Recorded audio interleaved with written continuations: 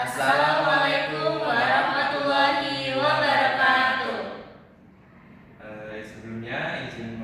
Sebelum memasuki presentasi kali ini, kita perkenalan dahulu. Perkenalkan, nama saya Revan Fauzan dengan NPM 251303403. Saya Zahra Denata dengan NPM 251303446. Saya Kriza Timi Pasaribu dengan NPM 253130425. Nah, jadi di sini kami akan mempresentasikan hasil makalah kami tentang karya tulis ilmiah dengan judul penelusuran dan pemanfaatan sumber pustaka serta penulisan daftar pustaka. Nah, mata kuliah bahasa Indonesia ini diampu oleh Ibu Atik Kartikasari, SPD MPD. Nah, langsung saja kita masuk ke materi yang pertama. Nah, yang pertama ini karya tulis ilmiah itu merupakan tulisan yang disusun berdasarkan prinsip-prinsip dan metode ilmiah untuk menyampaikan gagasan, hasil penelitian maupun kajian teori secara sistematis dan dapat dipertanggungjawabkan kebenaran. Nah, jadi karya tulis ilmiah ini disusun itu berdasarkan prinsip metode-metode. Kita harus berdasarkan prinsip tersebut dan kita tidak boleh menyusunnya menurut kita sendiri. Nah, terus hasil penelitian kajian teorinya itu secara sistematis dan dapat dipertanggungjawabkan. Nah, kenapa harus dapat dipertanggungjawabkan? Karena era sekarang itu banyak sekali plagiasi mahasiswa untuk mengerjakan makalah ini atau karya tulis ilmiah. Nah, selanjutnya ciri-ciri karya tulis ilmiah. Nah, yang pertama itu objektif. Nah, berdasarkan data bukan opini pribadi. Nah, yang seperti saya jelaskan tadi, karya tulis ilmiah itu berdasarkan data langsung terjun di lapangan, bisa atau kita mencari lewat online dan bukan opini pribadi. Jadi kita tidak boleh menggunakan kata-kata kita sendiri dalam karya tulis ilmiah ini, tapi harus berdasarkan data. Terus selanjutnya sistematis, disusun dari pendahuluan hingga penutup. Nah, sistematik ini disusun dari pendahuluan hingga penutup. Nah, yang pertama itu ada halaman atau cover sesuai peraturan pedoman karya tulis ilmiah Universitas Lampung, itu disusun dari pendahuluan hingga penutup. Terus selanjutnya itu ada logis. Nah, isi itu dapat diterima akal. Nah, secara logika itu kata-katanya itu dapat diterima akal, jangan asal-asal ngetik gitu. Terus selanjutnya bahasa ilmiah itu menggunakan bahasa formal atau baku. Nah, kebanyakan masih ada yang menggunakan aku, kamu, itu tidak boleh. Jadi karya ilmiah itu harus menggunakan bahasa formal dan baku sesuai Kamus Besar Bahasa Indonesia atau KBBI. Nah, yang kelima, dapat dibenarkan, kebenarannya bisa dicek kembali. Nah, seperti daftar pustaka tadi itu bisa dicek kembali seperti di Google Scholar atau di web jurnalnya. Nah, selanjutnya ini ada penelusuran sumber pustaka. Penelusuran sumber pustaka itu ada 4. Yang pertama ada proses mencari referensi ilmiah. Nah, dilakukan sebelum data penelitian berlangsung. Nah, kita harus cari referensi itu sebelum kita melakukan penelitian. Terus selanjutnya memperkuat landasan teori. Nah, teori dari ahli menurut. Nah, teori ini kita cari itu berdasarkan sumber seperti jurnal, buku, atau web yang terdapat dalam penelitian kita. Nah, selanjutnya menemukan senjangan penelitian. Nah, mengetahui bagian yang belum ditelitinya. Jadi kita itu tidak boleh mengetahui bagian yang menemukan senjangan penelitian. Jadi kita udah diteliti terus ada yang belum diteliti, kita harus menelitinya. Selanjutnya menghindari duplikasi penelitian supaya tidak menjadi hal sama tanpa baru. Nah, ini penting banget kalau kita menggunakan membuat karya tulis ilmiah, kita harus menggunakan judul yang berbeda dari yang sebelumnya karena kita untuk menghindari duplikasi penelitian. Nah, itu materi yang dapat saya sampaikan. Selanjutnya akan disampaikan oleh rekan saya selanjutnya, yaitu saudari Janda, yaitu jenis sumber pustaka kepadanya.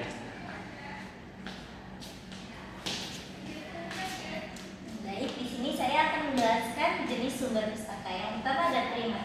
Primer ini adalah sumber asli seperti jurnal dan laporan penelitian. Lalu ada sekunder atau sumber yang mengulas dan merangkum data Lalu selanjutnya ada tersier, yaitu sumber penunjuk seperti indeks dan direktori. Lalu selanjutnya di sini saya akan membahas tentang pemanfaatan sumber. Yang pertama ada teori landasan. Teori landasan ini digunakan sebagai dasar konsep penelitian. Lalu yang kedua ada pendukung argumentasi. Pendukung argumentasi sendiri digunakan untuk menguatkan pendapat dengan data ilmiah. Jadi datanya harus benar-benar valid. Yang ketiga ada perbandingan penelitian. Jadi kita bisa membandingkan hasil penelitian yang sekarang dengan hasil penelitian terdahulu. Lalu ada menjaga integritas akademik atau menghindari plagiarisme. Baik, itu yang saya jelaskan. Selanjutnya akan dijelaskan oleh teman saya, Kezia Tinggi Pasaribu.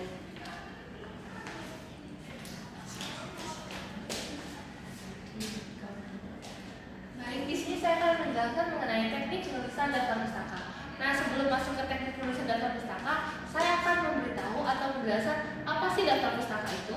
Nah, menurut KBBI, daftar pustaka adalah daftar yang mencantumkan judul buku, nama pengarang, penerbit, dan sebagainya yang ditempatkan pada bagian akhir suatu karangan atau buku. Menurut Abjad. Nah, tujuan penulisan daftar pustaka itu apa aja sih? Yang pertama pasti untuk menghindari plagiarisme. Kedua, menghargai karya orang lain. Ini penting banget. Kadang karena saking malesnya kita melakukan plagiarisme tanpa menghargai karya orang lain. Terus yang ketiga ada memudahkan membaca, menelusuri sumber yang ada dalam karya tulis ilmiah kita. Terus kita masuk ke teknik penulisan daftar pustaka. Yang di sini nih ada buku. Sebenarnya tekniknya antara buku, jurnal, dan sumber internet itu mirip-mirip, tapi ada sedikit perbedaan. Yang buku, yang pertama kita cantumkan adalah nama belakang penulis, nama depan, tahun, judul buku, lalu kota, kemudian yang terakhir penerbit. Seperti ini, contoh Sugiono tahun berapa? 2019. Judul bukunya apa? Metode penelitian pendidikan. Nah, kotanya di mana? Di Bandung. Nah, penerbit buku tersebut siapa? Alfabetal. Misalnya kalau penerbit punya Erlangga, ya ditulisnya Bandung Erlangga, seperti itu. Nah, contoh yang kedua juga sama. Ini ada Musfah. Nama belakangnya Musfah, nama depannya Jejen. Tahun berapa? Tahun 2016. Judul bukunya apa, Kak? Menulis karya ilmiah. Kotanya apa? Kota Jakarta. Penerbitnya apa? Raja Wali Pers. Nah, kemudian yang jurnal mirip tapi beda. Nah, kalau yang jurnal ini sama kayak buku. Yang pertama ada nama belakang, nama depan, tahun, judul artikel atau nama jurnal, kemudian ada volume. Volume itu nomor, habis itu yang terakhir ada halaman. Nah, contoh seperti ini. Nama belakangnya Suryana, tahunnya 2020. Nah, judul artikel atau nama jurnalnya adalah Etika Penulisan Ilmiah Mahasiswa, Jurnal Pendidikan. Nah, di sini ada volume atau nomor. Nomor berapa? Nomor 15. Halaman berapa? Halaman 120 sampai 130. Ini memudahkan kita saat kita ingin menelusuri jurnal atau artikel yang dicantumkan di dalam karya tulis ilmiah seperti itu. Nah, yang terakhir ada sumber internet. Sumber internet ini jauh lebih mudah daripada yang lain, seperti nama penulis, tahun, judul, link, lalu tanggal akses. Seperti misalnya kita buka suatu link dari Kementerian Pendidikan dan Kebudayaan. Tahun berapa?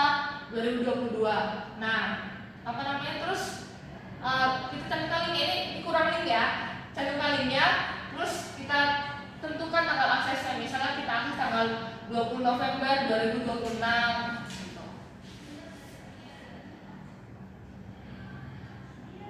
Nah, kita sebagai mahasiswa pasti sering banget melakukan kesalahan dalam penulisan KTI. Nah, ini adalah kesalahan-kesalahan umum yang sering kita lakukan. Yang pertama, tidak konsisten format. Penulisan berbeda-beda dalam suatu daftar. Kayak ada yang apa, ada yang lain. Itu kita harus mengkonsistenkan format penulisan dalam daftar pustaka. Terus yang kedua, ada sumber tidak dicantumkan.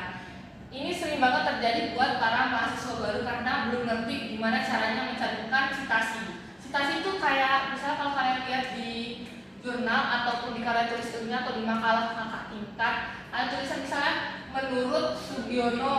Nah, itu namanya citasi. Itu penting. Selain dicantumkan di daftar pustaka, harus juga dicantumkan dalam paragraf yang kita cantumkan kemudian tahun tidak sesuai. Kadang kan dosen minta kita buat mencari tahun, misalnya 5 tahun terakhir. Nah, nggak ada tuh jurnal yang 5 tahun terakhir. Kadang-kadang mahasiswa suka licik dengan memasukkan jurnal-jurnal. Nah, itu nggak boleh ya guys. Meskipun susah dari jurnal yang sesuai referensi sesuai yang kita mau, tetap usahakan cari yang sesuai tahun yang diminta oleh dosen. Terus yang keempat, tidak alfabetis. Nah, ini juga sering banget terjadi karena tidak diurutkan berdasarkan abjad, harusnya diurutin misal dari A. Di daftar pustaka itu dari A, B. Jadi itu adalah pemaparan materi dari saya mengenai teknik penulisan daftar pustaka, kemudian kesalahan umum yang sering terjadi saat kita menulis daftar pustaka. Sekian dari saya. Oh, yang terakhir ada kesimpulan. Jadi kesimpulannya adalah yang pertama, penelusuran pustaka sangat-sangat penting dalam materi. Yang kedua, pemanfaatan sumber harus tepat dan etis ya, sesuai etika. Etika penulisan pedoman karya tulis ilmiah. Yang ketiga, ada daftar pustaka menentukan kredibilitas karya ilmiah. Nah, begitu pemaparan materi dari saya. Selanjutnya saya serahkan kepada moderator. Itulah tadi pemaparan materi dari kelompok kami, yaitu kelompok 10. Jika ada salah kata